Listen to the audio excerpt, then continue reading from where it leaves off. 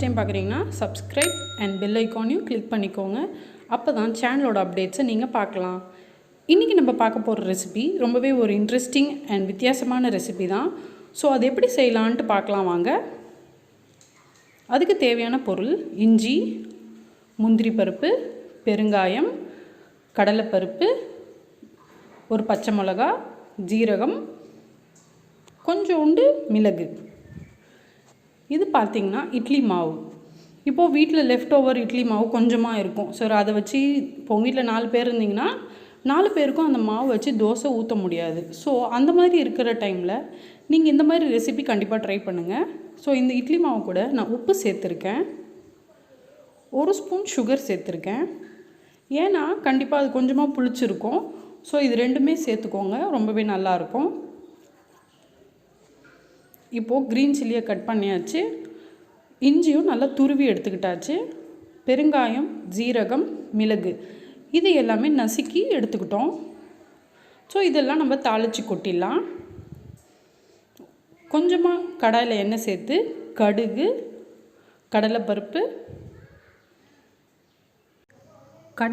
நல்லா வதக்கினதுக்கப்புறமா நம்ம நசுக்கி வச்ச மிளகு, சீரகம், பெருங்காயம், இஞ்சி, முந்திரி பருப்பு, பச்சை மிளகா இதெல்லாம் சேர்த்து நல்லா வதக்கிக்கலாம்.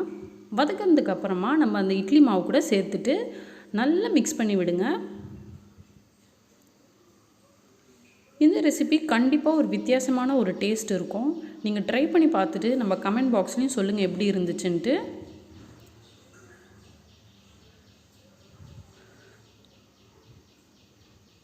பாருங்கள், இந்த மாதிரி ஒரு பிளேட்டில் எண்ணெய் தடவிக்கோங்க. எண்ணெய் தடவி அந்த மாவை சேர்த்துடலாம். இல்லையா நீங்கள் குட்டி குட்டி கப்ஸில் கூட எண்ணெய் சேர்த்து நீங்கள் இந்த மாவு ஊற்றி பசங்களுக்கு அப்படியே சர்வ் பண்ணலாம். ஓகே, இப்போ இது நீங்கள் குக்கரில் வச்சு ஒரு 5 மினிட்ஸ் வேக விடுங்க. வெந்ததுக்கு அப்புறமா பார்க்கலாம். பாருங்கள் இப்போ எவ்வளோ அழகாக வெந்திருக்குன்ட்டு. இந்த மாதிரி கையில் ஒட்டி பார்த்தீங்கன்னா கையில் ஒட்டாமல் இருக்கும். இப்போது நம்ம தாளித்த இட்லி ரெடி ஆயாச்சு. இப்போ நம்ம இதை சர்வ் பண்ணிடலாம். கண்டிப்பாக நீங்கள் தோசை ஊற்றுற டைமை விட இது ரொம்பவே கம்மி டைம் தான் ஆகும். ஸோ டைம் சேவிங் ரெசிபி தான் இது. ஒரு இன்ட்ரெஸ்டிங் டேஸ்ட்டோட ஒரு இன்ட்ரெஸ்டிங்கான ரெசிபி.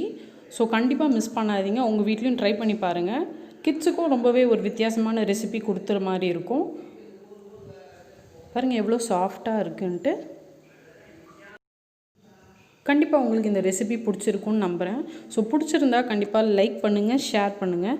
இது வரைக்கும் நம்ம சேனலை சப்ஸ்கிரைப் பண்ணாதவங்க மறக்காமல் ShanuShashu சேனலை சப்ஸ்கிரைப் பண்ணிவிட்டு பக்கத்தில் இருக்க பெல் ஐக்கானையும் கிளிக் பண்ணிக்கோங்க.